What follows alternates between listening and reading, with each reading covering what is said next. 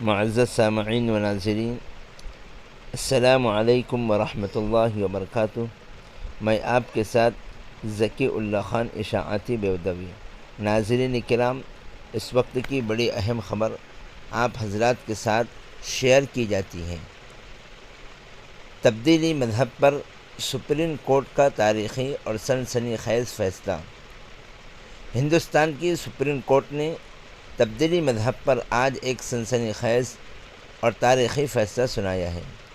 تبدیلی مذہب کے خلاف دائر ہونے والی ایک درخواست کی سماعت کرتے ہوئے جسٹس روہن فالی ٹریمن پر مشتمل سپریم کورٹ کی بینچ نے واضح کیا کہ 18 سال سے زیادہ عمر کا ہر فرد اپنی پسند کا مذہب اختیار کر سکتا ہے، اور کہا کہ ملک میں شہریوں کو اپنی پسند کے مذہب پر چلنے کی آزادی ہے۔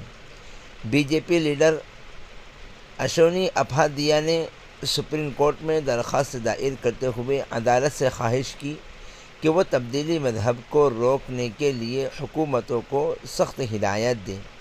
سپریم کورٹ نے B J P leader Ashwini Upadhyay کی درخواست پر برہمی کا اظہار کیا۔ عدالت عظمیٰ نے ان کی درخواست مسترد کر دی اور درخواست گزار کو انتباہ جاری کیا کہ انہیں بھاری قیمت ادا کرنی پڑے گی۔